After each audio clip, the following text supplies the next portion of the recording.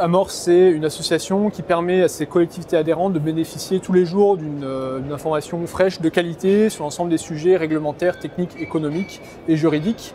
On y trouve également toutes les bonnes pratiques qu'on partage au cours de nos groupes d'échange, au cours de nos colloques, qu'on peut retrouver aussi dans différentes publications.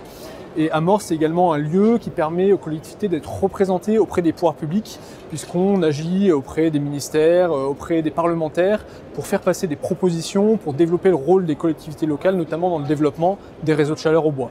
Par exemple, on a fait des propositions dans le cadre de la loi de transition énergétique pour donner des moyens juridiques et financiers aux élus, aux collectivités, pour développer des réseaux de chaleur vertueux.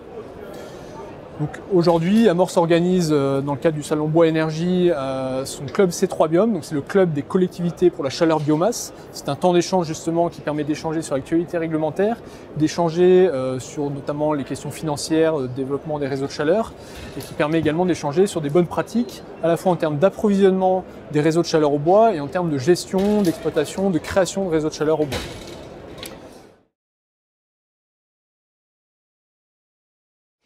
Alors aujourd'hui, quand on parle de bois énergie, on entend surtout parler de gaz. Parce qu'un réseau de chaleur, il est en compétition avec un réseau de gaz le plus souvent. Et on est dans un contexte où le prix des énergies fossiles est très bas, le prix du gaz baisse encore et pourra encore rester bas pendant quelques années.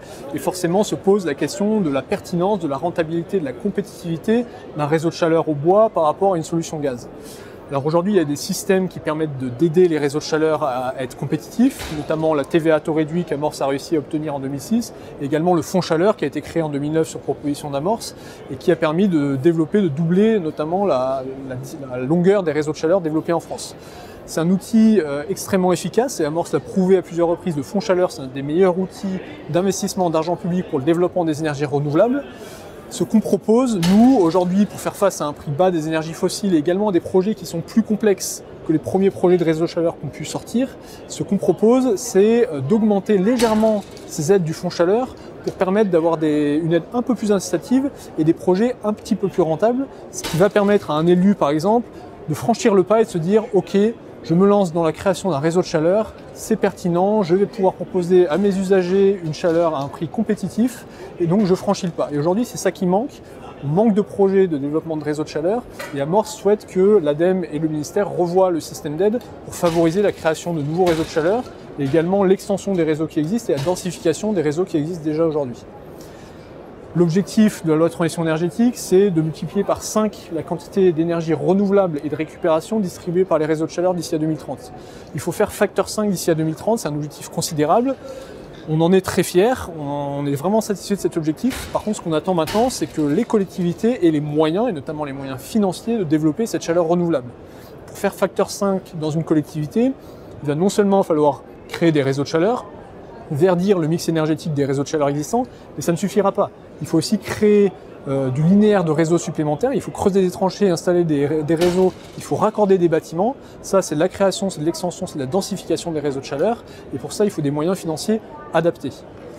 Ce que nous, on propose, c'est de créer un appel à projet, on pourrait appeler un appel à projet éco-réseau de chaleur, qui vise à développer des réseaux de chaleur dans les villes. Notamment, il y a 35 villes de plus de 50 000 habitants en France qui n'ont pas encore de réseau de chaleur. Ça, c'est étonnant aujourd'hui. Pourtant, on sait qu'il y a du potentiel dans ces villes-là, mais elles n'ont pas encore de réseau de chaleur.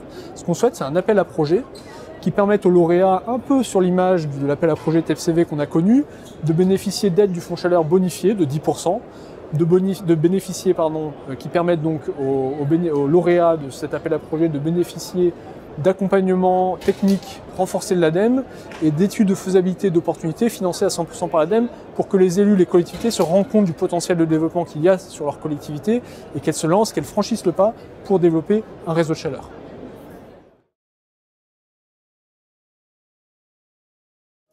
L'autre chose que Amorce demande, c'est une accélération de l'augmentation de la composante carbone.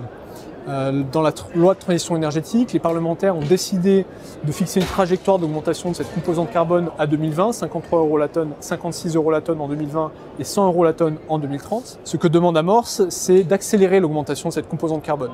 Aujourd'hui, on est dans un contexte où le prix des énergies fossiles est bas, c'est le moment où il faut augmenter plus rapidement la composante carbone. Et ça donne un signal fort, non seulement pour le développement du bois énergie, mais pour l'ensemble des énergies fossiles. Ça va augmenter l'énergie de référence, les énergies fossiles, le prix des énergies fossiles, En face, ça va rendre des énergies renouvelables plus compétitives mécaniquement et ça va permettre également de diminuer les systèmes d'aide, typiquement le fonds chaleur, qui sont attribués à ce type de réseau. Donc, on demande une augmentation plus rapide de cette composante carbone et atteindre dès l'an prochain les 56 € la tonne, ça nous semble parfaitement raisonnable.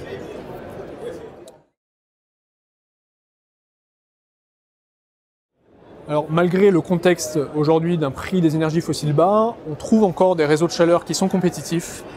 Beaucoup de réseaux de chaleur sont compétitifs. On montre qu'en moyenne, le coût global du chauffage pour l'usager final à partir d'un réseau de chaleur, il est semblable au coût global du chauffage avec du gaz collectif en pied d'immeuble.